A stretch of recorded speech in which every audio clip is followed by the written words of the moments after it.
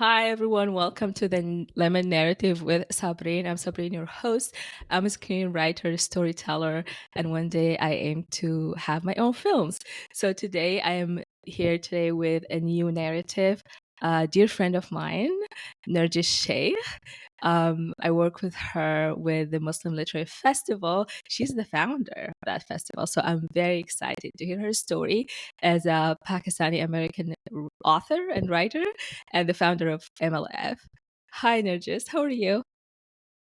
Hi, Sabrine. Thank you so much for having me. I'm good, thank you. Alhamdulillah. How are you? Good. Excited about this conversation. Beyond what like it's excited. Like we might sound like so cheesy in front of people, but I don't care. You know, we wanted to do this for a while, so we just enjoy this day. Okay, Narjis, tell me, who are you? Hi, everyone. Assalamu alaikum. As Sabrine said, I am the founder and executive director of Muslim Literary Festival.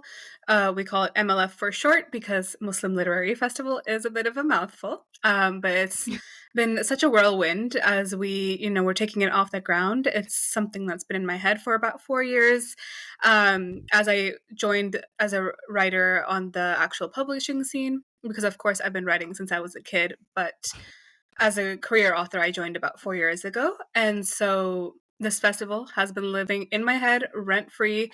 And I'm so honored that I'm finally able to bring it out of my head and into the real world. And so, yeah, I've been planning since December of 2023. And Mhm. it's been crazy, but it's been Yeah, so rewarding. Alhamdulillah. alhamdulillah. So, aside from you being the Muslim Literary Festival founder and director, who are you, Narjis? Tell me a little bit about yourself. I'm a writer. Mhm. So I'll start with my background. I Yeah, of was course. born in Los Angeles. When I was 3 years old, I moved to Saudi Arabia in Riyadh. Mhm. And when I was 9 years old, I moved back to California, but to the San Francisco Bay Area. And I Mhm. lived there for 15 years until I got married and I moved to Toronto about 5 years ago. So that's a little bit about my living background. My mom was born and raised in Saudi. My dad was born and raised in Kenya.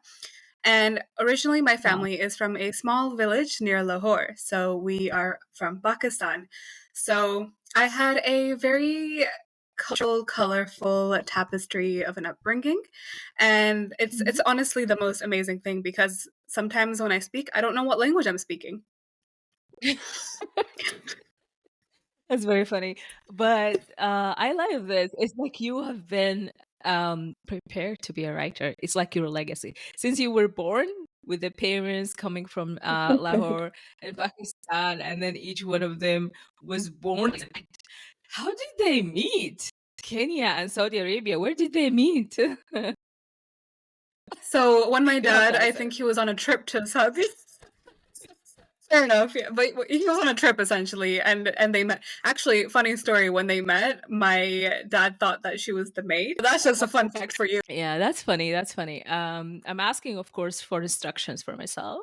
You know, Absolutely, we'll see. So, absolutely. yeah, one day we might be telling this story as well. Okay, Nergis. Let's take it to the lemon narrative main topic. I usually ask the main question here is, what would you tell me if I'm writing a feature film about you? Since I'm a screenwriter, I just take the advantage of people, I guess. I consider each person I meet as a character that I want to write about Mhm. in a film, right? So to start this, I usually ask my guest, if I'm writing a feature film about you, this is about Nergis, right? Think about all the films you watched. What would be the opening scene, the Opening first scene? scene. Yes. Hmm. So, as a writer, I feel like first I need to identify the genre of the feature film. So that will, describe. That will help me figure out what the opening image is. Um, I would say it's a woman's fiction with a romance subplot. Well, maybe women's fiction meets romance. Mhm. So that being said, I think the opening image would be. God, this is gonna sound so cheesy. It's gonna be me writing in my journal. It's good. It would be me on a yoga mat surrounded by, like, I don't know, flowers or plants. They're probably dying because I can't keep them alive for the life of me, and I'd be Yeah, writing in my journal, and I would just be, vibing your to some journal. kind of Your journal. It's been a while. Here's what happened in the last month, you know? Uh, and I don't Exactly. know. The only thing I remember that I had a character that had journals a lot in my brain is the Vampire Diaries. I don't know if you watched it. I was like, it's her with her on the window, just like, do you journal? Everyone in it. And I'm like, "Oh, is this, I don't know. Should I continue watching this? That's Yeah, so it's funny. So, one of the I shows mean, that I so that's finished. kind of that is a Dear Diary kind of formula when you're younger, I think. Like when I was younger, I would say, Dear Diary, it has been 3 weeks since I checked in last. But Mm, nowadays, it's more so whenever you need it, your journal is there for you. And it's there mhm, whatever time of the day. I prefer mornings because mhm, sometimes I tend to wake up heavy, and it helps to clear my head and center me before I start my mhm. day. Yeah. And it can be whatever you Okay. want it to be. Sometimes it's literally a list of things that I need to do. Sometimes Mm, it's a mantra I repeat to myself, I am yeah. one person. I am one person. Mhm. That's my last few journal entries has been just about that. Why am one person, if you don't mind telling me? So I'm a perfectionist, Mm, and I have high performing anxiety, and so I mhm, always want to be doing my best in every single thing that I do. And mm, this, as amazing as it has been to be a founder and executive director of such an amazing initiative, it mm, has also come with a lot of responsibility. And as a perfectionist, I really feel that. So mhm, I have had to, like I have tried to teach myself, like, it's okay to, let go of things, to not oversee everything to a level of perfectionism. mhm, And, we're all human. I have an amazing team, alhamdulillah. Like, I'm not alone, and I'm mhm. also just one person. There is a Yeah. limit to how much I can do in any capacity. So, yeah. Yeah. I love this. I feel like for everyone here, Narjis messaged me about this as well. I was like all over the place myself. For me, I just want to do so much in the 24 hours, which is not possible, right? I remember I had a therapist telling me just write the day hour by hour to be more realistic.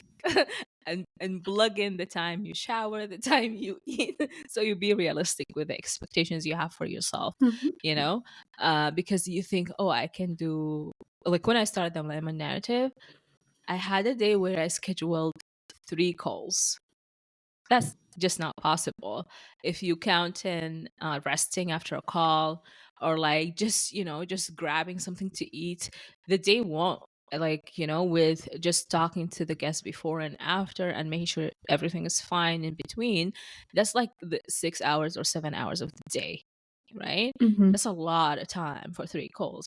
So right now in my calendar, anyone cannot book a call twice, two calls per day, right? It doesn't happen. I canceled it, and I keep forgetting, right? Because I tried to do that with you, and I keep forgetting. And I think for anyone who's watching here who's a perfectionist, or like have like unrealistic expectations of their one person, um, I would say, establish a system around you, or people who would ground you and hold you accountable to yourself, right? Because it's really hard for us, to do all of that. It's very hard, and I know Nergis, she's been amazing, and still amazing, not has been, still amazing and very, very supportive. She's kind of my boss, you guys, and I'm interviewing her, so very funny. I shall be asking good questions. So so I'm like, she messaged me, usually take a break, and then she's working on the weekends. And I'm like, shouldn't you be taking a break? And she's like, the hypocrisy of me. But we, right, and like this is at the beginning, now we hold each other accountable. And this is a message for all of you out here, women, especially women. Don't you think that Muslim women are super high achieving and not kind to themselves? What do you think about that? Because I find it a true thing around me. They are. I absolutely agree, and it's not just Muslim women, it's I think women in general, to an extent. Like, there's levels, of course, right? There's layers, and, all women in general are always striving to prove themselves Mm-hmm. because, men are just given everything. They're given Mm-hmm. opportunities and platforms, but women have to fight for these things. And Mm, as Muslim women, we're always, we're put in certain boxes by everyone, men and women, people from our own religion and cultures, from other religion and cultures, everyone in the world has something to say about Muslim women. And so that is why we're always trying to show people that we are our own person. This is who we are. We're always fighting. Muslim women yeah, are always fighting. And it sucks, it's like hard. sometimes I just want to be. I don't want to constantly have to prove myself. Nobody should have to do that. Existing should be Yeah. enough. Mm-hmm. Mm-hmm. I agree. I agree. Like, when I came, when I immigrated to Canada 12 years ago, and people asked me about my scarf, I used to explain. I used to like explain what a scarf is, why I wear it, with like a smile. But like after 5 years, it got so tiring. I'm like, no, don't, no, I'm tired. Just let me be.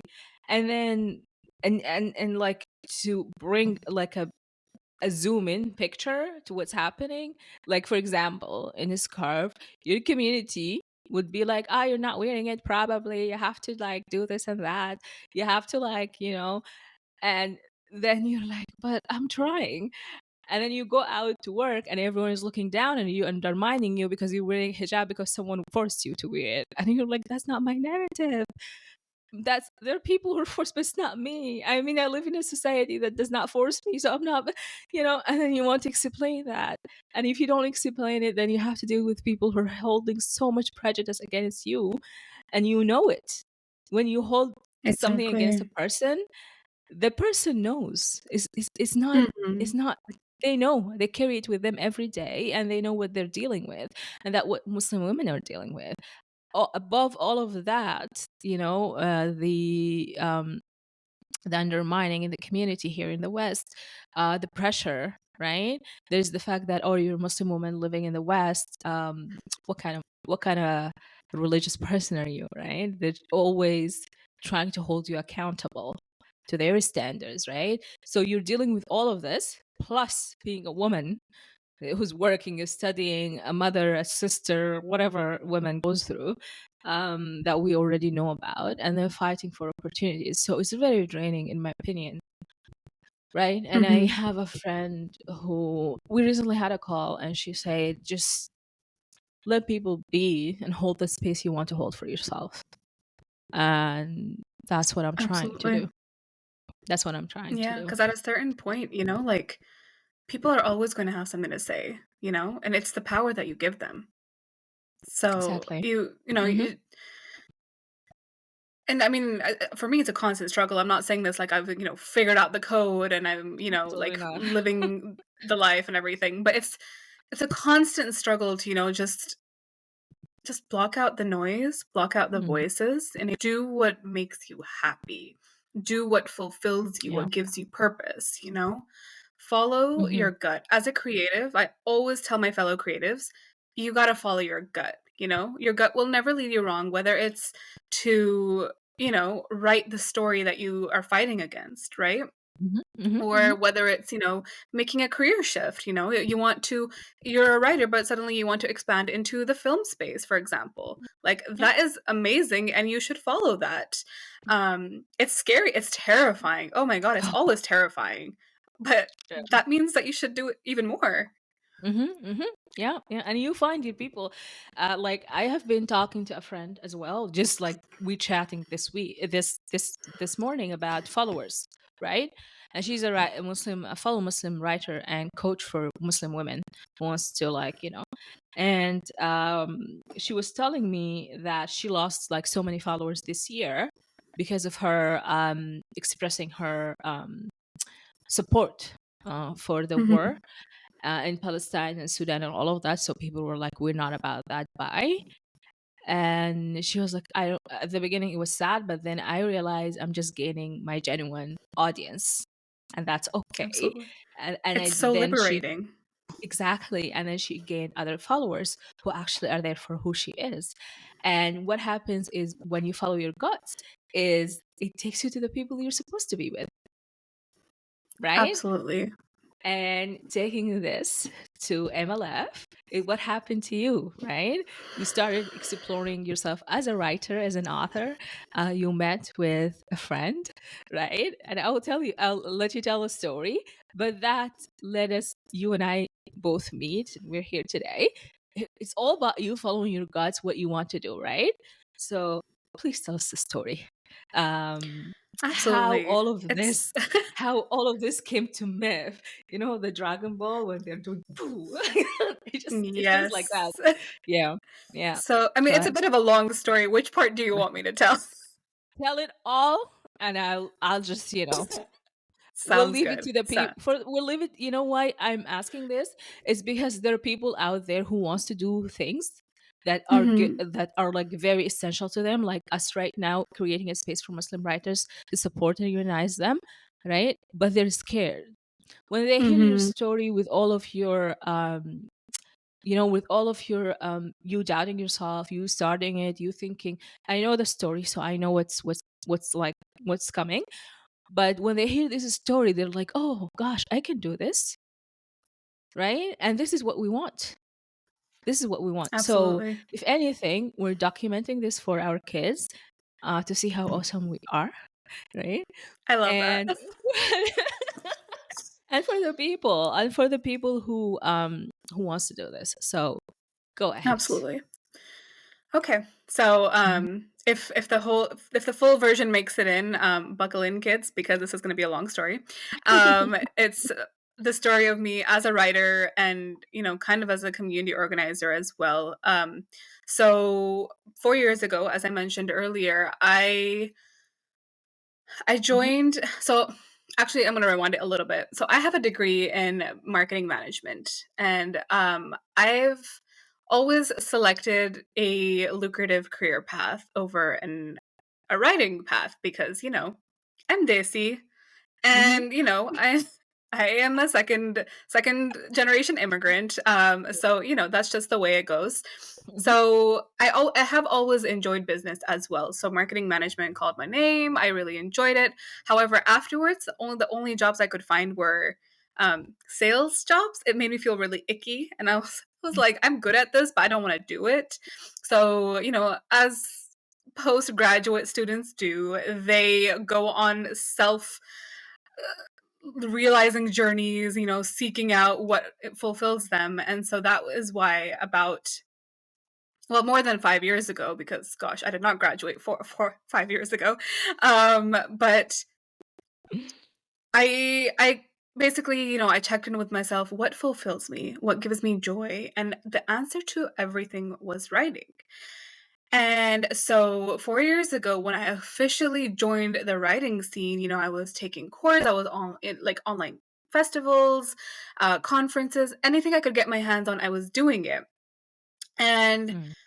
that's when I realized, like, sure, there's more Muslim authors than there were when I was a kid. Like, there's so many more middle school books, young adult books, and it was amazing to see, first of all, because, of course, like, when I was, like, in high school and college, I had stopped reading, and then coming back to the book scene, to the reading scene, and realizing, "Oh my gosh, there's Muslim authors out there," it was mind-blowing, so Mm. mind-blowing. Mm. And so, I started from there. I started reading, books by Muslim authors, Sabaa Tahir, S.K. Ali, Usman Jalaluddin, the pioneers, like, so, well, a few of the pioneers, of course, like, like, even when Muslim authors barely had voices, there were, alhamdulillah, still people like getting published. Mm. But all this to say, like when I started the official journey of learning how to be a writer, learning the craft, learning the skills, Mm. I realized how alone we were. There are so many Muslim writers and authors, alhamdulillah, but we are still alone. And so at that time, I had these list of questions, and I really wanted to ask, people who were already doing it, right? Like Muslim authors, like, like how do you manage community and society and family expectations while writing about these very things in your books, right? Mm, Like there were things in my books that I was like, oh my God, people are gonna like, throw tomatoes at me. So I was like, mm, how do I block that image out of my head so I can write the story I need to? So anyway, it was a lot of that, a lot of like, unanswered questions. And so slowly the idea formed in my head, and I wrote in my journal, what if I started a Muslim literary festival? You know? So what if I started my own thing? And so that kind of like just like slowly happened in my head. I never thought it would actually come out of the journal because it was just like, like a fun little thing, like, oh, this is what I mm, would do, and like if I read certain books and the authors did it really well, I would write down, oh, this author would teach this workshop or this panel. For example, like I am obsessed with how Sabah Tahir does world building, and I was like, she masterclass, that's hers, right? mm, mm, And for example, Usman Jalaluddin really writes romantic, like halal romantic tension well, and I always admired that, and I was like, that's her class, she's teaching that. mm, mm, So that's kind of mm, how it mm, went. I would just write random thoughts that I never thought would come out. And then along the way, I was really blessed because I was able to connect with a Muslim community, especially online on Twitter, like the book Muslim community. Unfortunately, he who will not be named ruined everything on Twitter. mm, So it's not the same that it used to be. However, mm, I was able to like really make a lot of connections and just it like I met a lot of amazing people, but I knew that the people that I was amazing, the opportunities that I was coming across was not available to everybody. mm, And I didn't like that. I was like, there's such a big gap between us as Muslim writers and the rest of the world, Like there's as everything goes, there's layers. There is, all kinds of diverse groups that the doors are being closed on. And Muslims are one of them. And mm. it's they're because of the narratives that media has put out about us, and like I said, everybody's got something to say about us, like, as a Muslim woman, as Muslims itself, like, everybody's got something to say. Mm. We are fighting against stereotypes. Okay. And so there's, like, there's such a big gap. So I would eventually, my title in the journal went from "What if I start a Muslim literary festival" to "When I start a Muslim literary festival." Again, this was a couple years ago. I still was like, I don't know when this is gonna happen. I was, fresh in Toronto, off the plane, and I was like, I didn't have any friends. Like, I mean, the first year in Toronto, as it is for any woman who like, shifts worlds and like has to start from scratch, essentially, like Mm. it's tough, right? I didn't know anybody, especially in the writing scene, in the creative scene, and that's kind of where Moskers comes in. So I fast love forward Moscow's to story. last I love year. Moscow's story. I'm like listening, but This is when things get really start to pick up. So, Mhm. like I there. So my brother Abbas Muhammad, he is the founder and CEO of Gamma, which is Gathering All Muslim Artists. It's an artist non-collective. He started it in San Francisco, and mashallah, they have a few chapters all over North America. It's amazing. And he has a lot of connections in the creative community as well. And so he told me about Moskers, and it's in Edmonton, and I really wanted to go, but things weren't quite lining up in my schedules and everything. And he kept pushing me. He was like, "You need to attend this. You need to." And for those of you that don't know, Oscars is basically Muslim Oscars, and it's a film festival that takes place in Edmonton. It's like a weekend long. It's so amazing. They have all of these feature films, short films. They connect so many people. There's a night of creatives connecting. It's, oh my gosh, it was one of the most beautiful experiences in my life.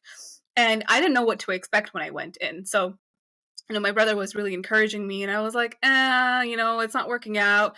Until a couple weeks before, I was like, you know what? I'll go. Might as well go. And right? Exactly. And so I went, and mashallah, the community was so beautiful. And it was also around, it was like, I think right after October 7th. So it was really terrible how, like, what was happening in the world, of course. And we were all of our hearts were so heavy, because there was this thing going on, this thing like starting, like not starting obviously because it's been going on for like 75 plus years, but like there's thing that's escalating, and we were so worried, about our Palestinian brothers and sisters, and it was it felt wrong to be To do there, it. Yeah. but like we Mm. really, yeah, so like we really, like we came together, and there was a night where we did a open mic of sorts. It was, you know, um, Raz Haider. He lives in Toronto. He's an amazing musician. Everybody should go check him out. I think Spotify, Apple Music, wherever music is being streamed. And so him, my brother Abbas, and a couple of other friends, like they came together and like like they organized this open mic of sorts, and the theme was grief, and just to like really explore the sadness that was sitting in us, because it was a lot of emotions, and like the way that we came together was really beautiful.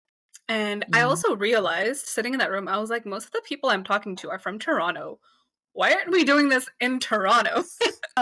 And the first time I met Hira Faruqi, so Hira Faruqi is the CEO and founder of MIF, Muslim co-founder of Muslim International Film Festival, MIF. And the first time we met was at Moscars, but it was, I think, oh gosh, it was like the second or third night. We were all sleep deprived. We were trying to. I don't remember what hour it was. I think it was like 2 or 3. I don't remember. It might have been the last night. But anyway, there was just a bunch of us in a room, and we were trying to um we were just playing games, I think. And she was like, oh, like we should play Antakshari. And I was the only person in the room that was like, yeah, I want to play Antakshari. And Antakshari is basically like, it's a game where like there's two sides of the room singing to each other. And like the last like syllable or the sound, like if it's like ends on a ah, then the other room has to like pick up and with a song that starts with an ah. Mhm, mhm, mhm, So mhm. anyway, like we didn't end up playing Antakshari because nobody else in the room wanted to, and so we ended up playing charades, and then I think they played Mafia or something. But it was just really funny because my first meeting with Hera was when she was in pajamas, and like she looked completely different from every other time I've met her, and it was just so wholesome. But like also, I don't think I knew her name that night. I couldn't figure out who she was. We were just there Mm, having a good time. mm, And then after I came back to Toronto, my brother, he messaged me and he said, hey, I spoke to Hera. She's got, she's founded Myth. I got you a ticket. You should go check this festival out. And I was like, okay, I'm always down for a good time, and it's free, so why not? Um, so I paid for a myth. I, I paid. Just saying, here are as you should, everybody should watching it. support, everybody should go. Everyone should go, yeah. Um, but Mhm, it's just so funny because I've always felt very connected to Hera. Like we have always felt like kindred souls.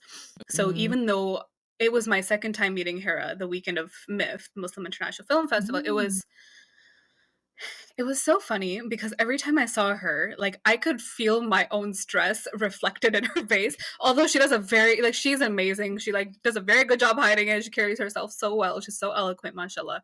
But every time I saw Mashallah. her, I just gave her a hug. I was like, "You're doing amazing. You're doing amazing." I didn't know her at this point. I still don't. I didn't know her, and we were like, "I think we met at charades, but I'm not sure." I just want to jump in here And and say at Myth, in Myth is where I met Hira and Narjis. And yes, Narjis was like, "Oh, your dress is so cute." I was like, I was so nervous about my dress because it's been a while. So for me, for everyone who's watching who knows that I had a kidney failure, so it has been a while, right? So I was like, I don't know if I want to go. And then here Narjis telling me I look fab, and I was like, I love this girl. I love this absolutely. girl. And Sorry, that's the continue. beautiful thing about these kind of community spaces, right? Because Mm, almost everybody is going in there alone. And I mm, was lucky because I knew some people that I'd met at Moscars, but I didn't know them when I went to Moscars. And the most beautiful thing is that everyone in their room is there to genuinely connect with like-minded people. So literally, like when I met Sabreen, like we were just going around the room. I was introducing myself to random people. I was like, "Hey, I'm Narjis. What do you do? Who are you? Tell yeah. me your life story." give me your Instagram after you're done. It's the only time I felt like it's fine. You know what I mean? Like, I don't ask people for the social, but it was like, can I have your socials? And everyone was like, "Chick, chick, chick." And you can see people meeting, and then chick, chick, chick, Exactly. The coded. modern Yeah, it business card. was. Mhm, mhm, So yeah, it was really cool. Like I got to connect with a lot of amazing people, and after that event, a couple weeks later, we had open mic for Palestine at through MWC. So Muslim Writers Collective does open mics every other month. We try to do it every other month, mhm, but it's basically a platform for writers and readers to just come together and celebrate the written word or the mhm. spoken word. And Hera came by for open mic for Palestine, and she was so supportive, and she's got the most beautiful energy, mashallah. And Yeah, so afterwards, she touched base with me, and she said, "Hey, I'd like to collaborate on an event together, MIF and MWC." And so at MIF, they featured a film, Dear Julia, and goodbye, I don't Julia. want to like butcher. Sorry, goodbye, Julia. Thank you. I don't want to butcher the description of the film. So Sabrina, I'm going to let you do that Oh, if you want to tell people what it's okay, about. guys. My current favorite film is Goodbye, Julia, and it's a Sudanese film made in Sudan and by Sudanese. The whole crew is Sudanese, and now we're experiencing war in Sudan for over a year. The film talks about a friendship that occurs in a certain situation. I don't want to like ruin it for people who are watching this if they didn't watch Goodbye, Julia. So a friendship. Basically starts between two women. One is from the north and one is from the south of Sudan. And it talks in the period where the voting for the separation of the South happened, right? And how this friendship formed, and there is a lot of inner racism between the north and the south. The film touches on the situation, the political situation, and the relationship between the north and the northern and the southern people in the most beautiful way. And there's a dramatic story. Um, it's a well-made film. If you don't know anything about Sudan and you watch this film, you're gonna enjoy it. And if you're a Sudanese person and watch this film, it's just going to blow your mind. And the nostalgic feeling, the music, the story, everything, the picture, everything in this film, like I was watching with proudness, and I when I tell you I watched it only one time, but I want to watch it like 5 times. That's how I feel about it, right? I am so proud. It feels like I made it. I don't know how. I don't want to take credits, of course, but that's how proud I am. Like I would be proud. I'm that proud of it as if I am the one who made it, right? So back to you after I like had my feelings about congratulations.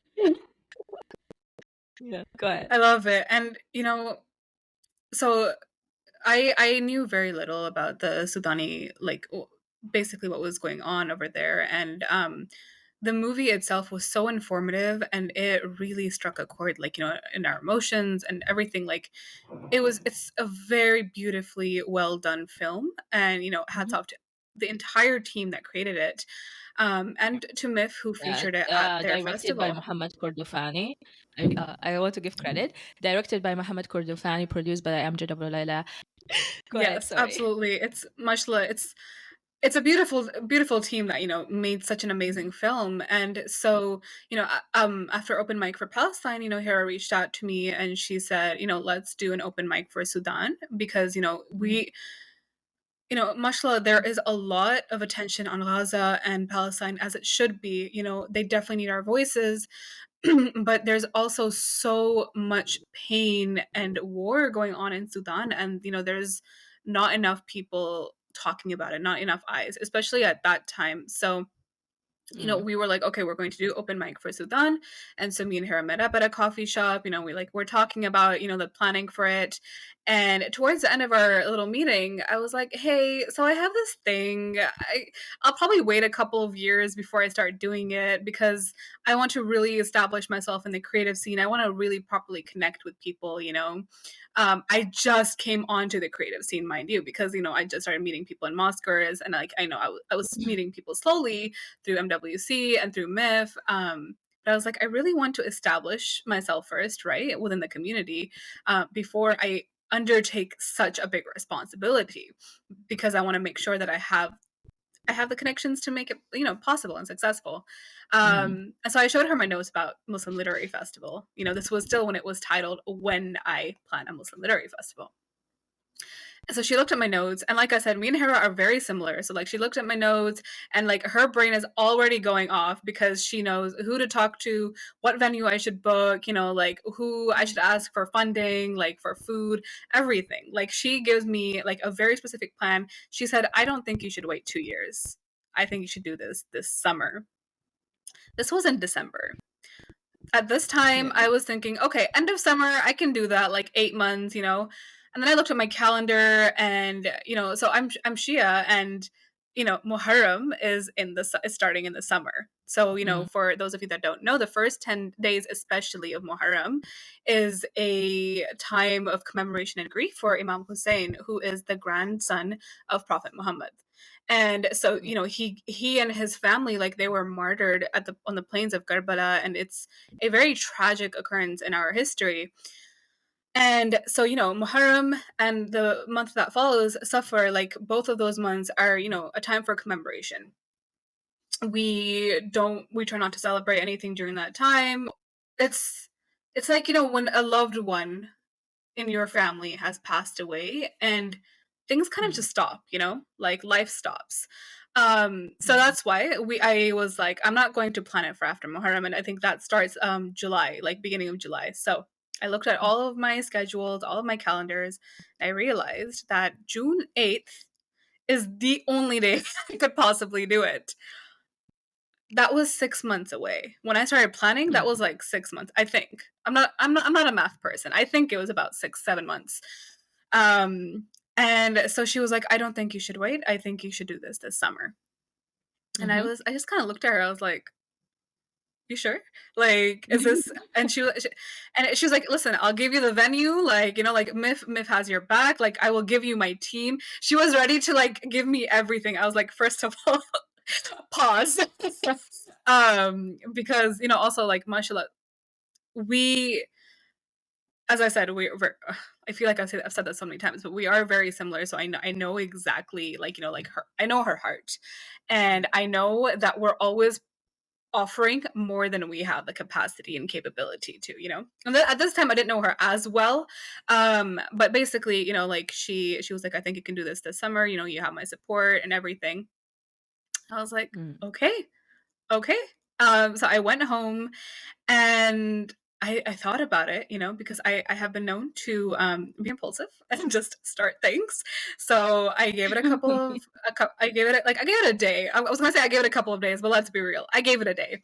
And I thought about it, and there's such a beautiful blessing in doing things that you never thought you'd do, and like being open to possibilities. When I was younger and my brother was starting Gamma in 2016, he's a co-founder. When he was starting it, we were both living at home still, and I was there, and he was like, hey, I'm gonna start this thing, like, you want to join me? I was like, I don't know what you're trying to do, but I'm down. Like, I'll help you in whatever way you need me to. Yeah. That's how I became the curating and events director at Gamma. I didn't know what curating meant for the first year that I was doing it. I was like, well, and I never knew how it was going to come back and help me. But at that time, I was just doing it because I believed in my brother and what he was doing, and just because I am of the strong belief that you should never say no for no reason. Like, every time you are offered an opportunity, like, if you are at capacity, obviously say no. I am a big advocate for boundaries. Do not cross your own boundaries. But I gained a lot of experience Capacity being and part of the values as founding well. team. Let's just go into that. Exactly. You have to make sure it's aligned, right? But especially at that time, I think, gosh, 2016, how old was I? Are we going 20 there? something? Yeah. Yeah. I honestly cannot think. I think I was like in my early 20s. Let's just say that. Yeah, 25, something like that. Not early, but okay. Yeah. because I'm counting myself. 2060, whatever. Born in Yeah. our 20s. That's Um, there you still go. in 20s. Okay. Yeah, we're still still in our 20s. Oh, But yeah, so we're getting basically, pushing. like I was young enough that I was really like open to opportunities because I didn't really know what direction I wanted my life to go in at that time. So, I've got a couple of years experience being the curating and events director at Gamma as part of the founding team. I have several years of experience being the volunteer. First, I was a volunteer at Halal Fest in California. I'm the volunteer coordinator, Mhm. and that was it was such an amazing experience, and it came with such a learning curve because I was managing a team of 50 plus folks. It was a massive festival, more than 10,000 attendees. It was during the summer. That is when I learned that I have heat exhaustion and I'm allergic to the sun. So, what a fun time to Right. learn, am I right? It was really amazing. And everything came with a learning curve, and because of everything that I opened myself up to when I was younger, it all came back in tenfold when I started Muslim Literary Festival. I knew exactly what steps I needed to take to get my organization off the ground. Mhm. And this was I worked a lot. Like it was kind of crazy how much I got done, like between December to January. Because first I like set up my social media, because that was Hera's advice to me. She said you need to get a domain and you need to get Mhm. like your social media account sorted. And then after that, you can take your time with everything else. I didn't take Yeah. my time with everything else. So I set up my social media, I set up the domain, I, registered my nonprofit. And it even though I knew how nonprofits worked, it was interesting because, I've never had an experience with Canadian nonprofits. So Mhm. it was also like, a lot of learning. Um, I'm a writer and a businesswoman. Those are the two hats I've always worn. And a community organizer because, alhamdulillah, I've had the opportunity to plan events for communities. Um, I am not a lawyer. I am not a, accountant. I'm not any of those things, right? But when you're in charge of an organization, you become all of those things. Mm. And it was amazing to learn everything and Mhm. to read and to research and to figure out what I need to do, how to, get myself up and running. But it was also, I get frustrated when I don't know things. So it was very frustrating when I couldn't understand what like some, like legalese language was saying. I don't even know if that's the right word, legalese. Um, I was Legal frustrated when I couldn't figure terminology. out Yeah. yeah, jargon, legal jargon. Legal I was jargon. frustrated when Yeah. I couldn't figure out how to set up a budget, like, there was a lot of things that I didn't know. Mm. And anyway, so, like, December, January was a bit of a whirlwind. I'm trying to set everything up. February, I think, basic and also, I'm really blessed because my best friend, her artist name is Zara, Mhm. and, her Instagram handle is Where is Zara, if everybody would like to go and support her.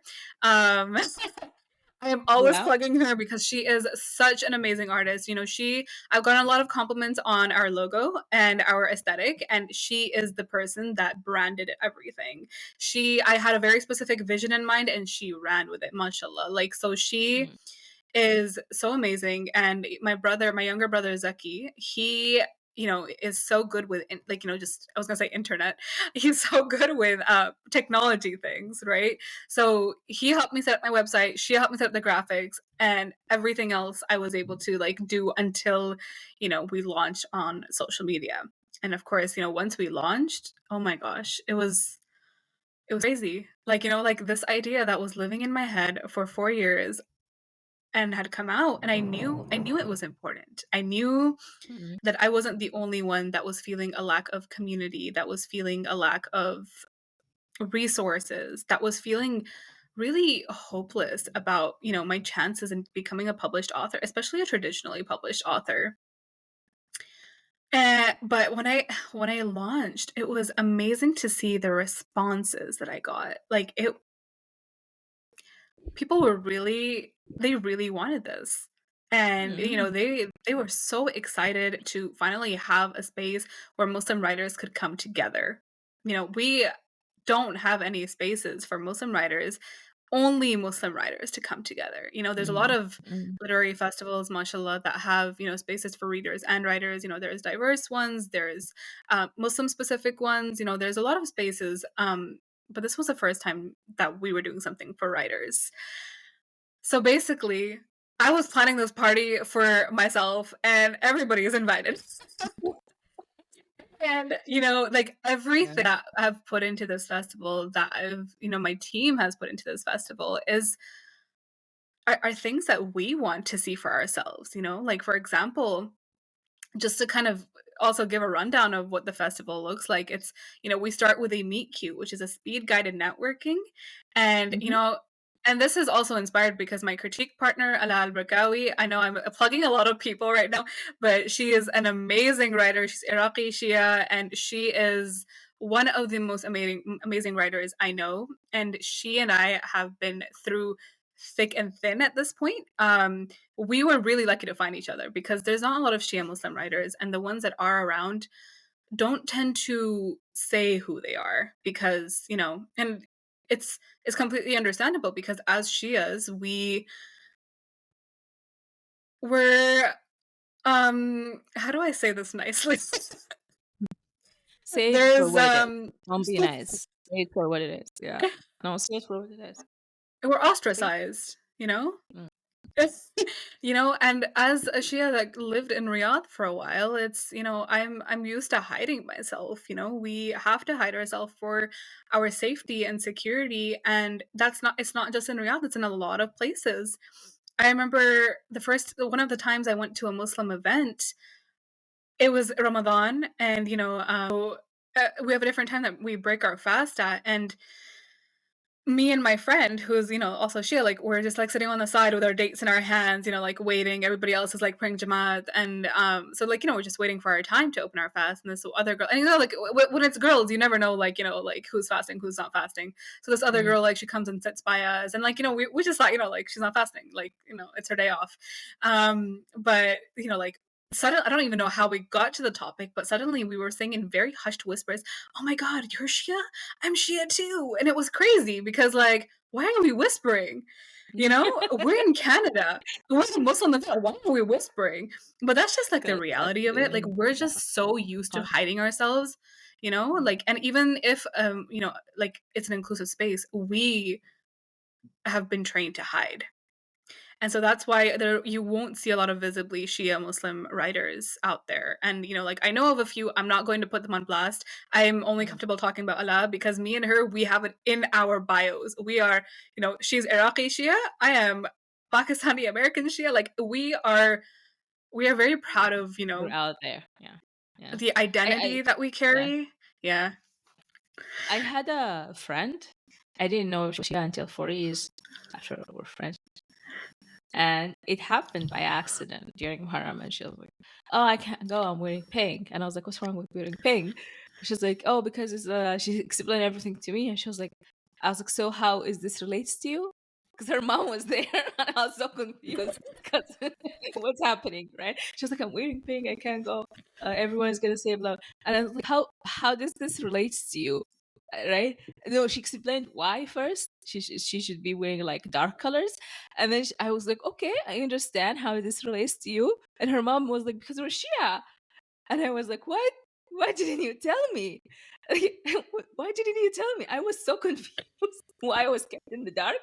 You know what I mean? Yeah. And then later, like, she told me why.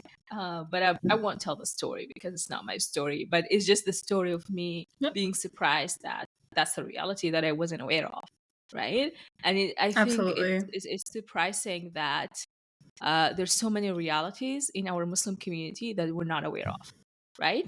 Hmm. And I find it sad because I think we're all one ummah, and that's why Hmm. what when writing and filmmaking comes in, because what you said earlier was so profound about Sudan, you did not know until you watched that film, right? Exactly. Hira Exactly. said the same thing in the open mic about Sudan, right? A lot of people I talked to after that film asked me so many profound questions and they were so interested. And I have to say, from a Sudani perspective, just like what you said, we're used to like being like, neglected, right? That we don't know if we're actually being neglected or people are not informed. And there's a huge Hmm. difference between the two. So if someone is not informed, they want to be informed. You don't know what happened after they inform them. You inform them. So that goes into everything in the Muslim community. And that's why MLF is very, very important, because the more books we write, whether it's fiction or nonfiction, it's going to tell a reality that we're living at this date and time, right? That reality would document who we are, what we're doing at this date and time. And it won't allow people to make lies about us and divide us even more. You see where I'm going with Exactly. this? It's Absolutely. important. It's not just about writing a romance, a rom-com about two people who got married or like Okay, the marriage. first of all, writing a rom-com is also a story. As a romance writer, I have to defend my people. No, no, this thing is I am a rom-com too. But what I'm saying is the rom-com itself, because everyone thinks that rom-coms, my favorite films are rom-coms. Everyone thinks that rom-coms and My best and friends are romantic, rom-coms. right? Everyone thinks they're silly. They're not silly. They carry life lessons into them. They mark the history, right? They do a lot of things. They do a lot of things that you're not aware of.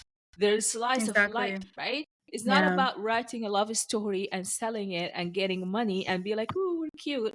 That's not about it. There's more to Yeah. it. People should be more open-minded about that, right?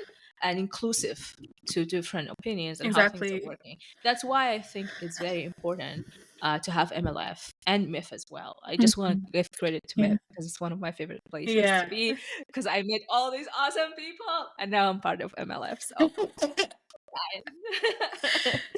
yeah, go ahead. Sorry. And, I just you know, had to jump in. it's no, you're g you're good. I just wanna say, like, it's basically it is what you're saying, like, a lot of Muslims I know are not writing to be noticed, although, it's an amazing perk. We would definitely like to be paid, lots of money Yeah. for our Mhm. stories. We Yeah. would like to It's obviously worth become, New York Times bestsellers and, win accolades and awards and everything, obviously, because we're working very hard. But, for it. me You and my deserve it. friends, at least, and the people Mhm. I've spoken to, thank you. Yes, we do deserve it. The people that we've spoken to, it's like, there's a specific reason we're telling our stories, right? And it's always Mhm. also because there's no one Muslim story. There's no one Sudani story. There's no one Pakistani story. Like there are so many of us and each story deserves to be told. And, for example, like as I said, I'm a romance writer. I'm a women's fiction and a romance writer. In my books, you will find both light comedy and extremely dark incidents because for example like in my first book I call out like like I don't call out I bring light to the Shia genocide happening in Pakistan. And it's really horrifying what's going on. And in my second book it's a rom-com, it's a young adult romantic comedy, right? And it's an enemies to lover. Ugh, I love that book so much. My It's favorite trope. also Enemies to lovers. Oh, I wish it happens in real life. Anyways, go. oh. Sorry. The inner um woman in me. Okay. I love that. It's honestly it's one of my favorite books that I've both written and read. And like as a writer, I have a lot of imposter syndrome. I have a lot of self doubt. That is one of the books that really just like really sits with me. And a big reason is because it is heavily inspired by my life in Southie and by Mhm. my mom's life and just like by like it's the setting is literally my grandfather's old house. Actually, I Mm. think his family still lives there. But it's like, like Yeah. my late grandfather, like it was his house. And the story, as light as it is about Shias having to hide themselves in Riyadh and how the government basically, even though their laws have changed now, it's still very difficult for Shias to, live in that kind of country. Um, and so, it really came from like a deep personal place because it's, I don't even know how to describe it, but basically, like stories, they carry multitudes, is what I'm trying to say. Yeah. Okay. So for the second book you just mentioned, is it the book? Because I want to touch on MLF.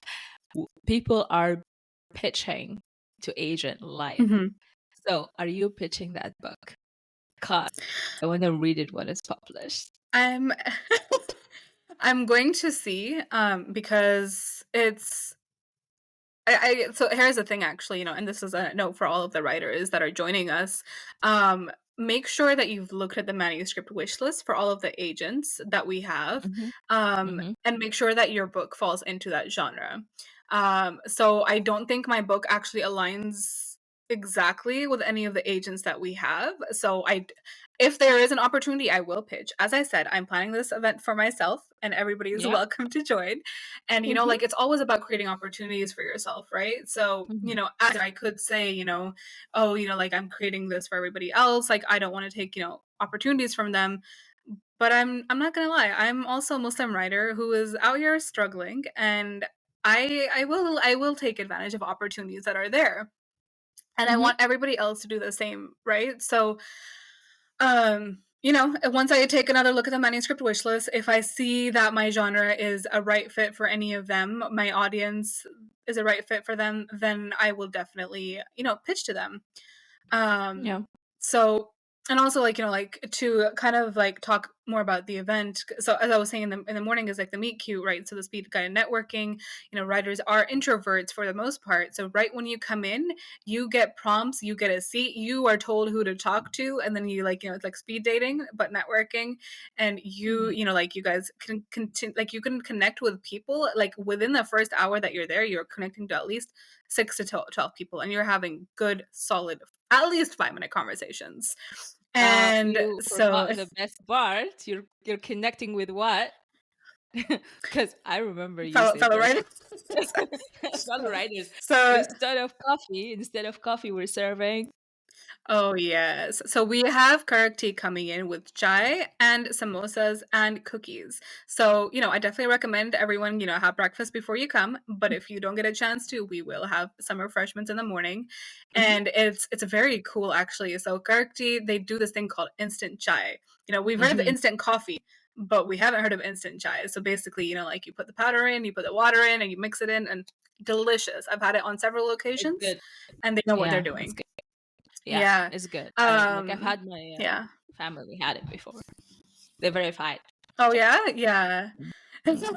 Yes. Mm-hmm. Yeah. So me and Sabrine are lactose intolerant. I am able to have, a lactose intolerant pill before I have my tea. Unfortunately, Sabrine cannot do the same. So if you are lactose intolerant, we will have herbal teas, because, me and Sabrine understand your pain. Yeah. So yeah, so that is that is the meet cute. And then of course we've got the panel. And this panel, I'm so excited for this panel because, so first of all, we have debut authors, Salma Hmm. Hussein, Alina Khwaja, and Sadi Muqtadir, and I'm really excited to hear their journeys because the publishing landscape is constantly changing, and they have, very fresh recent experiences. So I'm really excited to hear from them, and also because Alaya El Barkawi, she is going to be the moderator of the panel, inshallah, and also the questions that we'll be asking are the questions that I had 4 years ago when I started writing my journal. And I am so excited to ask those questions and finally get answers. So, I'm really excited to just, like, have everybody there for the ride And with to know me. the questions at the end. We're not telling them now. To know the questions at Exactly. the end of the Yes. panel. Yeah. Exactly. And, I swear I had to put my marketing I love hat that. on. Yeah. Exactly. And for those of you that don't know, Sabrina is our director of marketing at MLF, and mashallah, she's doing absolutely amazing. She has been, oh my gosh, like, what she doesn't know, she'll know within 2 days. She's like, you know what? Give me a second. I got this. I'll be back with an answer. And she has just been such a rock for me as well as Thank in you. a Thank friend you. capacity. Yeah. So yeah, and then, after the panel, we've got lunch and prayers, and I'm not going to reveal who our lunch vendor is yet, but I have tried their food, and I'm very hard to impress with Arab food because my mom, I was born and raised on Arab food, so I'm very hard to impress. But this place is really good, and you'll want to be there. And once I'm Mhm. allowed to, I will share what the food vendor is on social media. Um, Yeah, follow us, follow MLF on social media to know what's happening. yes, Yeah, at Muslim Literary Festival. at Muslim Literary So yeah, Festival. Or like if you're watching this on my Instagram or YouTube, just go into my IG, a description, you will find all the information. there you go. There you go.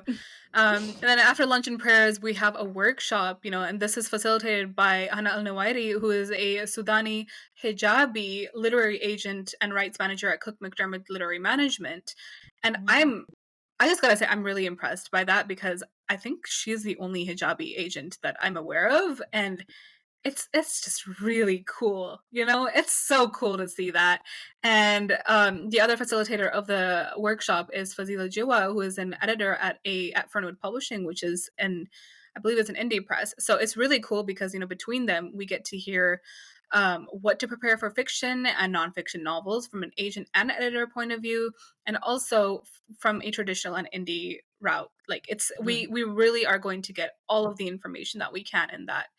And so it's just really, really cool. I'm really excited to hear from them. And after that, we will have a creative lab portion where we get to actually write the pitches using what we learned. Or, we will also have prompts for writers who have, their pitches, perfect. And, there are writers that are on top of their stuff, not like me, where I'm just like, Yeah.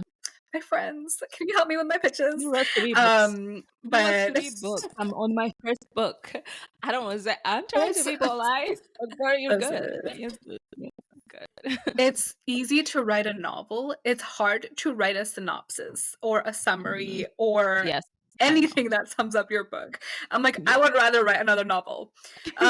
So, it's but it's all part of the fun. So, it's basically the creative lab is going to be a time where we can really connect with writers and just bounce Mhm. ideas off each other and just vibe. Like, honestly, I'm so excited to have a room full of Muslim writers and industry professionals and just like have the best time of my life, guys. Like, usually I'm stressed out during events. I might be stressed out during this event too, but I'm so excited to meet everybody and just have a fantastic time. Mhm, And mhm. yeah, I think that's and then of course we have a literary expo at the end, which is about an hour long, and we are trying to fill this room with opportunities. Publishing presses that have open calls for authors, um, you know, um, we have Halal State of Mind, who is a local, clothing store that are coming in and they'll be, selling their merch and they're so cool. They're owned by a couple of my friends, Mateen and Mujahid, and if you've met them, they're absolutely amazing and Amazing you can people. really feel their heart in everything they do. Mateen is a videographer at the Curious Society. I'm just plugging all of my friends. That's And okay. of course, Mujahid Is Hamani. If you're in the creative scene, you know him just by Muji is well voice. known. Yeah, Muji is So, well known. You will be on a stage, blinded by the lights. If anyone knows Anas, Anas is a Palestinian actor, and I think he's Canadian too. And he was performing at MIF.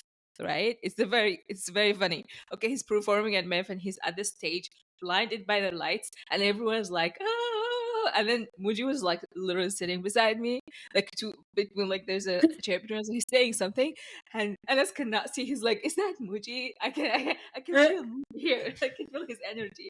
Yeah, yeah, because Muji so was like, yeah, nice.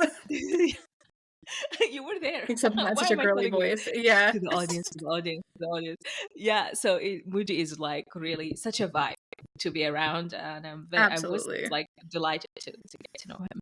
Yeah, yeah, Yes, that's yes, awesome. exactly. So, I just to wrap up the program and MLF, as you can see, created, founded by one of the most amazing people I've met, genuine, authentic, everything you can think of, and a person who's like, I think the fact that you what I like about this, you said, oh, I'm known to have spontaneous decisions, right? And this is huge, right?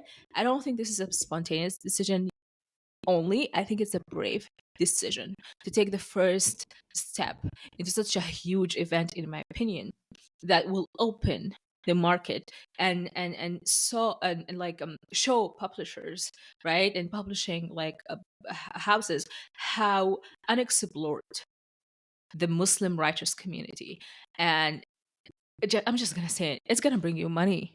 Do you know how many Muslims are in the world? I don't know, but there are many, right? And if they're writing in English, that means it's accessible to so many people, because English right now is a um worldwide language. Hence, you know what I mean? It's just got it's such an explored, and I don't want to say this is for a reason, but we need to bring it forward. So to have this brave step and starting it, right? And thinking, oh, 6 months ahead, that's so brave. That's so brave of you to do that. And in my opinion, you're writing history. And I'm known to have like good vision. But you will see this in a couple of years, right? You will see this when it's the 10th annual, it's a decade of MLF, and you're like, whoa, do you know how I started this? Chatting to a friend. But Crazy. it's not just any friend. It's the fact that those friends are, the friends, that the people you're meeting, as you were saying, when you put your foot in and decide this is what I want to do, you meet the people who will help you to do what you're about to do. And if you're a creator doing anything, right, or a business or entrepreneur, or like even trying to get into med school, for example, right, you need to do this with someone. You don't In Muslims community, we don't walk alone, you guys. You don't have to walk alone. Find your people and walk together. That's how you build a foundation. You need a foundation, right? And right now we're building this foundation by working together. The MLF team, the Exactly. MIF team, right? Working with Halal State of Mind, Muji and Mateen, right? Who else is like, I'm thinking of all the people, the vendors, right? They're all Muslim, by the way, right? We're trying to have everyone related to this, to be related to, the Muslim community. Of course, we have like great, you know, grantor is Pride, right? Is Pride? I forgot to.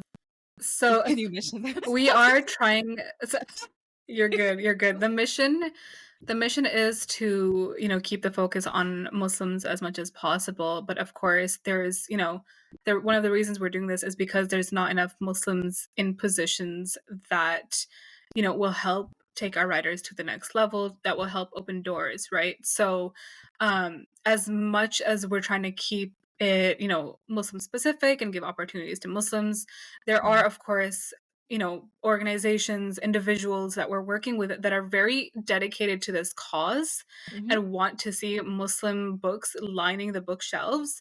And so we're either working with Muslims or Muslim allies, of course. And Mm-hmm. our charitable partner and Spirit Foundation, they have been absolutely amazing. And shout out to her again for connecting us. Um, and they, ever since I spoke to Chris on the first call, he's just been so supportive. And a little fun fact, when I took the first call with Chris, and our directors of operations and events is Babarlas, and director of outreach and grants, she's a Iqbal. Like, we were all on this call, and I was at Kennedy Space Center, and I had so much noise going on behind me, because it was my week off. I had finally taken a week off. I really wanted to do this meeting. I didn't want to push it. And there was so much noise around me, and I was having the most technology failures I've ever had. It was insane. And still, Chris afterwards, he was like, I was so impressed. You guys knew what you were doing. And since the first time we've met, they have been absolutely so incredibly supportive. And it's big shout out to Inspirit, big shout out to the team at Inspirit. They are true advocates for Muslim storytellers and the art in the Muslim community. So, one of the most amazing things that I've been able to witness through, creating MLF is finding who the advocates are, because a lot of people will say they are. not a lot of people are going to put their money where their mouth is, especially the first year. And like I understand it's the first year, you don't know what we're doing. You wanna take a step back and like just observe for now. I respect that, absolutely. But it is so astounding to see who is stepping forward and being like, I see your vision. Or even if I they would don't completely agree. see your vision, they're like, I believe in you. I believe in Yeah. what you're doing. And Hmm. we are going to support you. It's Hmm. been because, in the publishing industry, especially, it's really lonely sometimes because we don't know who has our best interests at heart. We have to go through so many hoops to get traditionally published. First, getting a literary agent, and that could take up to years. It's taken me years, and then finding an editor that supports your book, and doesn't want to change the story to fit the market, because Yeah. the market has a lot of say, right? So it's just really beautiful just to like find true allies, true advocates, and yeah, Yeah. like Yeah. subhanallah. Yes, exactly. Like I keep thinking of the danger of telling one story, the TED Talk, and I just remember when she said I wrote stories about an African woman who enjoyed the sunlight. And I'm just gonna say, as a Muslim woman, I don't enjoy the sun because I'm like Mhm. suffocating. So if you wrote about a Muslim woman who just, walking, it's like 30 degrees out there and she's enjoying it, that's not true. It's just following what the market is telling you because everyone loves the sun in the market you're selling. So you're just following what it is. And if I'm reading this as a Muslim woman, I'll be like, what's wrong with her? Nah, I won't finish the book. She I'm not. good? Is she good? Is she fine? Is she gonna faint? Of course she's not gonna faint. She's a fictional character. Then you're not telling my story. So why would I watch? Why would I Right. read? Right? I want to ask you because I know about this. There's something you told me that really struck with me, which is something Hassan Phil, the comedian, said at Oscars, right? And I'm just gonna let you tell the story because I love this story a lot. Absolutely. So, yeah, so at Oscars, as I said, it was an amazing event, but our hearts were really heavy. And Mhm. so, we were getting through it as best as we can. And so, our MC was a comedian. His name is Hassan, and like mashallah, like he really, made the room come alive. And one of the things that he said that really like, stuck with me was that, and this is paraphrasing, of course, because I don't remember it word for word, but basically he said, this is a room where Muslim storytellers, Muslims in general are not just being they're not being tolerated. In this room, Mhm. Muslims are being celebrated.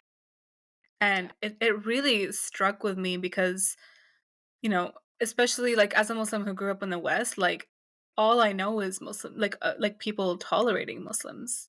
Like it is very, very seldom that like you go into a room and you feel that love, you know? And that Mhm. love also is still only really found in Muslim spaces.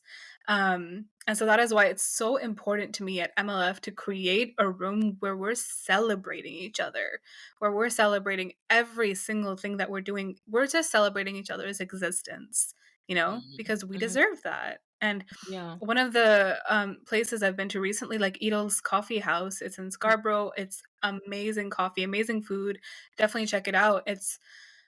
I remember my first time when I went in there. It's not a Muslim specific cafe or like a coffee shop, but I went in there and there were so many Muslim creatives, and so like Mm. the vibe in there was just so magical. It felt like I was in a Muslim country, you know?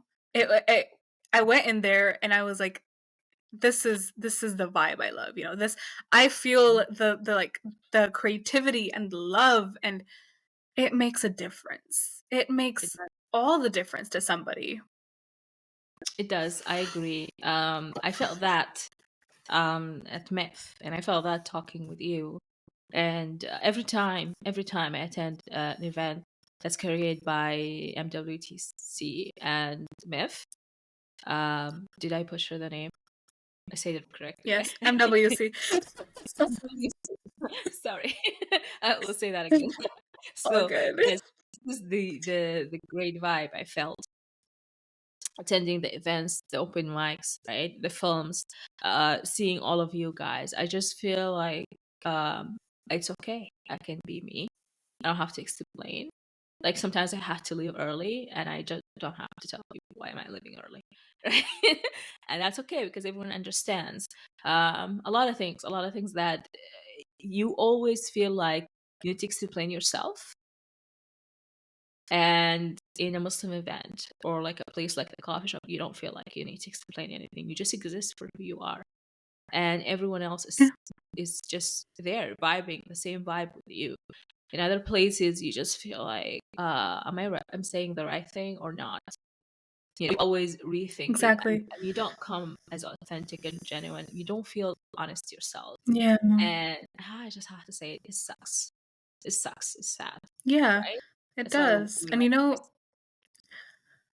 I'm not gonna lie, as a Shia in Muslim spaces, I still feel that, I still don't feel like I can just be myself in writing spaces, like I feel like I have to be careful to not say the wrong word or the wrong thing because, Mm, like publishing is all politics at this point, honestly. Like it's about like calling out the injustices or like the gaps in the industry, but also making sure that you don't say anything offensive to like people that can create those opportunities. So it's an interesting line to walk, and I'm hoping, and like at MLF, I want it to be an open space for everybody to say what's mhm, on their minds. I hope that they don't have to filter who they are and what they're saying because everybody in that room knows what we're trying to do, and they're there mhm. because they are on the same page as you. Yeah, yeah, I agree. Yes. So I feel the same in terms of being Muslim. Sorry, Sudani. It's funny because yesterday someone I was anyways, I'm just gonna tell the story. Someone's thought of them Indian or Pakistani, which I don't mind. You guys are so pretty. When I get called that, I just consider that the person thinks I'm beautiful, right? But then it just takes You me are back. beautiful. Thank you very much. You're so gorgeous yourself. Um, I just, but as much as it's a compliment, is the fact that the other person cannot think that a Sudani person would look like me because they're not informed of a whole country that's Muslim. I mean, not all of it before, that we have other religion, but the majority is Muslim, right? Yeah. They're not well informed about us. And I still have to be, oh, I'm from Sudan. And yeah, I was asked by a Muslim person if Sudan has malls. I'm like, it's a shopping mall. Yes, we have one. You know what I mean? Like, how stupid is That's so that question? funny. To be fair, in Riyadh, we didn't have movie theaters for a long time. Yeah. Like, my first movie was in Bahrain. Yeah, in Riyadh, yeah. We didn't have like Yeah. a shopping mall like Eaton Center and stuff like that. Of course, that's a different vibe, right? But there's centers, and then eventually Yeah. there was a bigger mall, right? But that's not a question to ask. You could have just, Yeah. you know what I mean? You could have, it's not the first question, at least, Exactly. right? So so I can relate to this. I can relate to this. That's why um the stories are important. They're important to be told. We shouldn't keep them to ourselves because we don't want anyone else to write them for Mhm. us and not write the truth, right? And this would shall divide us more if it's not the truth. Also, I love that we're owning this and we're creating it for ourselves and for the community. And I love what you said about having a support system, right? Mhm. If you're in the publishing community, it's all about politics. You don't want to write about certain thing. You don't have to change your book because you have people who got you, and that's what we're trying. What you are trying to do, right? Sometimes I Yeah. say we. It's what you said. You are, I mean, it is a we. This is not something to do alone. Like I have such a beautiful team, my executive team and the entire volunteer team. Like mashallah, we have 20 plus, which is really crazy to me because I'm like I just started this little thing. But everybody who's joined has seen the vision, has seen the passion, and the long-term vision, and they're so committed, and I'm so honored, just really mind blown by them. And it's like what you were saying earlier. I really like what you said. It was, find your people, walk with them. You know, Yeah. Don't these walk are our alone. There's no people. reason to walk Yeah, alone. Absolutely no reason. Find your people, walk with them. And I just want to say something about that might sound a little bit like Camelot City, right? Um, but the thing is, with finding your people, creating those relationships, it does not mean that we're not going to have hard discussion. But those hard hmm, discussion and those some sort of disagreements, it what makes the relationship more strong. It tightens more. exactly. It's where we meet. So I don't want people. Think something really important about friendship and working with other people is to realize that if we don't agree on something, we're just going to find common grounds because we are in this together. And one day you're going to laugh about this fight and how you solved it. And one day, and I'm pretty sure, one day I'll be looking at Narjis. Well, look, she will know what I want, right? Because we started somewhere and we worked on this relationship, and that's how things work. I know this because I met people who were like, I want to write alone. I want to deal with this alone. I was like, no, I love writing with people. And right now, I'm collaborating and writing, I'm collaborating on writing screenwriting. My book right now is a collaboration with someone who's not Muslim, but we have the same, it's nonfiction, right? So we have the same experience. So we're doing it together. And it's a journey to work with people and to be successful together. And this is what MLF is about, is a whole community coming together to write history and to make sure that their stories are out there for what they are, not for what others wanted it to be, right? We refuse for someone else to own our narrative. We will own it ourselves and we'll support those narratives no matter what they are. I know that Narjis' narrative is not mine, and I'm okay with this. I support her for it.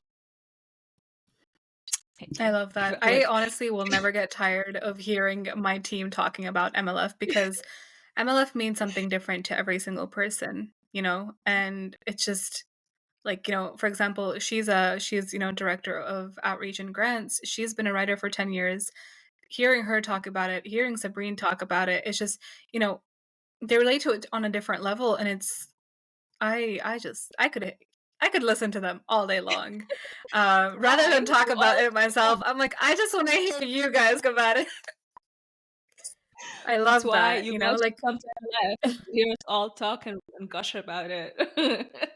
yes, yes. I invite every writer who has ever considered writing their story, consider writing a story, whether it's something that you started writing years ago and stopped, whether it's a story that has been living in your head and you're just like, I'm not a writer. Let me tell you something. You are a writer. You're a storyteller. And you Yep. just, it's all about exploring. And if you have even the slightest, interest in writing, I invite you to join us on June 8th at CSI Spadina, because it is going to be a room full of creative souls, Muslim creative souls, and you will find the inspiration and the motivation and, just the community that you're looking for, because, as Sabrine said, even though writing is a solitary activity, you can still do it with others, and it's a lot of the stories that are being written now, or that are, fighting to get out there, are stories that haven't been heard before. And it can feel incredibly, incredibly lonely. Mhm. And you're not alone. No, you have us. You You have have us, us. and we are creating the foundation of a community for you. Um, so take advantage of it. Come meet us. I'm really excited about meeting people, hearing their stories, and supporting them for the long run. And MLF will be an ongoing uh, event. It's not going to Absolutely. stop on June 8th. We're only going So to grow. yes, we're only going to grow. Um, this became, in my opinion, maybe one day I'll produce a film about us starting MLF, and I'll have this podcast to watch and tell my I love producers, it. everyone, go watch my podcast with Narjis, the founder. I love So, that. before we end this episode, I don't usually ask this, right? But it came to my brain. What do you think? Of course, this is an ongoing film. It's not ending today. But what would you say is the closing scene before the end? You know, since we started with the beginning scene, for now at least, for now, The it's not ending closings. because we started with you journaling, right? And I would say the journal would say I'm one person, right? Yeah. And it's all about who you as a writer, Pakistani American, Shia, Is this going through the it. movie on my life or movie on MLF? It's a movie about your life, the founder of MLF, right? MLF is part of the movie. A movie about me. Closing remarks. Or not closing, sorry, closing scene.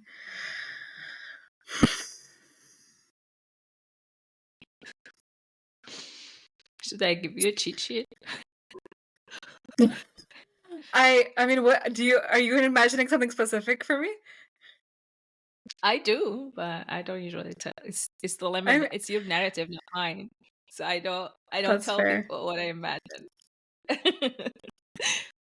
Honestly, I picture myself like on a walk. It's springtime. It's actual springtime, not Toronto springtime. Yeah. So the sun's out.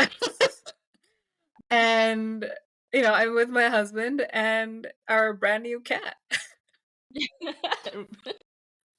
Beautiful. I have been considering adopting a cat, so at this point, if it's a movie, I want a cat. You want a cat. I think that a movie speaks to content, right? That scene about you Hmm. realizing it's a journey. It Yeah, start with you saying one person, right? And you imagining, writing, and coming from all this background, hiding as a Shia Muslim, and then creating MLF, like finding out the people that you can work with at Mosques, Hira at MEF, your executive team, the volunteers, the whole journey is the vendors, the Curious Society, Halal State of Mind, and Spirit, all of those people coming all together to like bring this amazing event. And I say amazing, and I know it's not out yet, but I know in my heart how MLF would be, right? Just us being yeah, there will make it amazing. That's it for me. I already decided it will be an amazing event, right? And just doing all of that, realizing that I it's a love that. journey. It doesn't end. Just like the walk you're walking with your husband in springtime, real springtime, a little bit of summer, it's not that much heat, with a cat. Yes, With a cat, because with a cat. what is an author without a cat? Yeah, a cat should be there. There you go. I know I'm already giving cat lady vibes, so it's only fitting that I get a cat. Exactly. I love cats. I have this. I'm a cat lady as well, so I love cats very much. I love this conversation. I am honored to talk to you about yourself.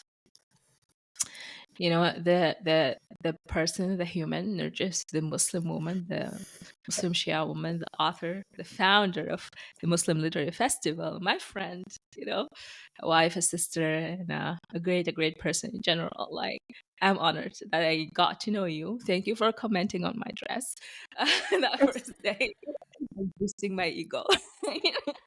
And Listen, for you are so beautiful. thank So you. I'm just honored that, you've had me on your podcast. Alhamdulillah, like this is such an amazing experience, and I'm so glad that I've gotten to experience my first podcast with you.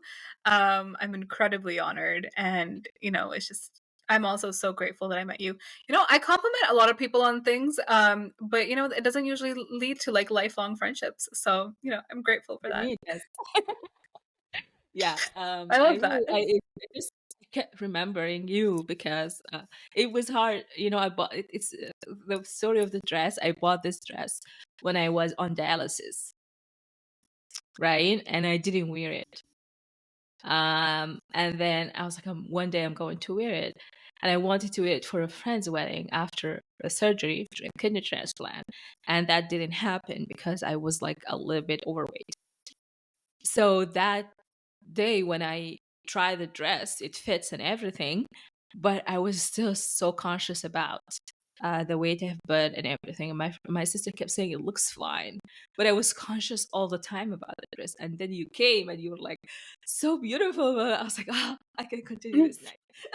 I look fine. Oh, So I'm that's so why glad. it just struck with me. And you already know that I love you, and I'm so honored to be part of MLF.